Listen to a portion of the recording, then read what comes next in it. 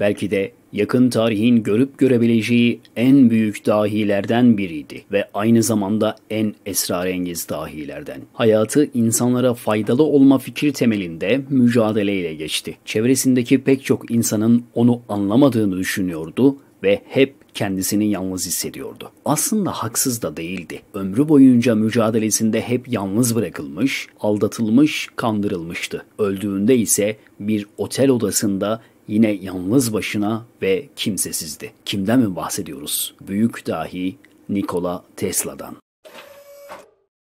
Nikola Tesla son nefesini bir otel odasında vermişti. Öldüğünde ise valizler dolusu belgeler, çalışma masasının üzerinde sürdürdüğü yeni projelerin kağıtları ve kilitli bir kasanın içinde ise özel, gizli belgeler. İşte o belgelere Amerikan İç İstihbarat ve Güvenlik Gücü FBI el koymuştu. Aradan yıllar geçtikten sonra önemsiz olduklarını düşündükleri bazı belgeleri yayınladılar. O gizli belgeler arasında Nikola Tesla'nın bazı özel notları da bulunuyordu ve oldukça ilginç, teknik bir çizim olmayan, herhangi bir icadın planlarını tarif etmeyen başka bir konuda bambaşka notlar dizesi vardı. Nikola Tesla ismine 313 numaralı kod demişti. 313 sayısı sembolizmde ilahi, doğaüstü veya bilinç dışı gibi kavramları içinde barındırır. İşte bu gizli olan ve sonradan deşifre edilen belgede Nikola Tesla bilinç dışı deneyimden bahsediyor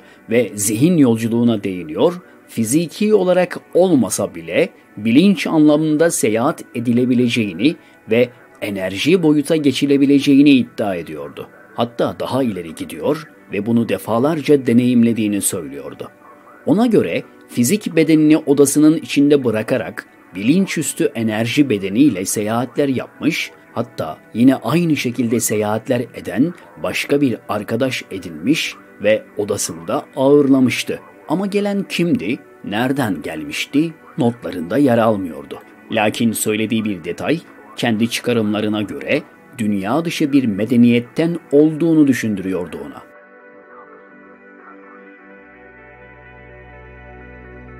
Nikola Tesla'nın 313 numaralı belgede anlattıkları aslında ilk defa onun başına gelmiyordu. Yıllarca İslam ile müşerref olmuş pek çok bilgin tayyi mekan veya bastı zaman yapmışlardı. Yine Tibet rahipleri de benzeri birçok defa bilinç yolculuğunu deneyimlediği biliniyor. Yine Said-i Nursi veya Mevlana gibi ilim sahiplerinin de Nikola Tesla'nın yaptığının çok daha ilerisinde deneyimler yaşadığını biliyoruz.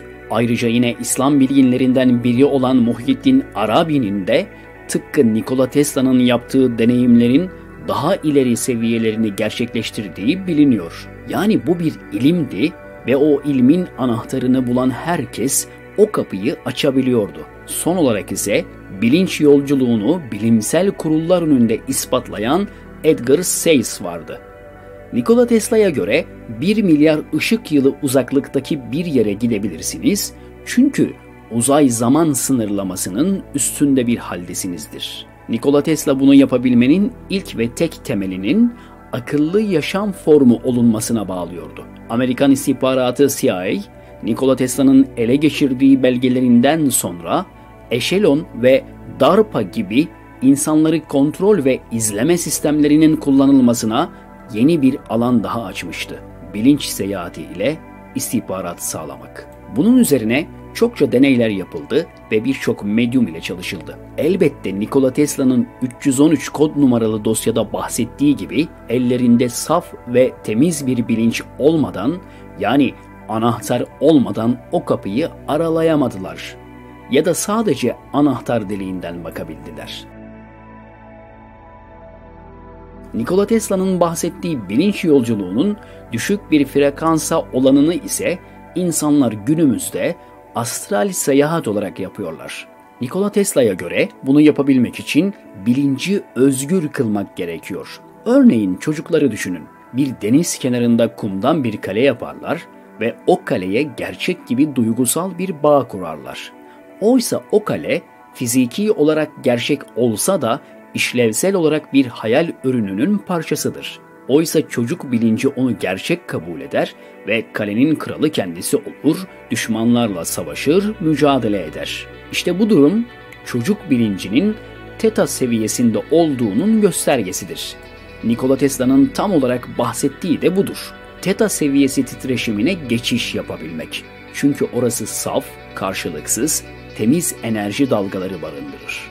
İşte anahtar budur.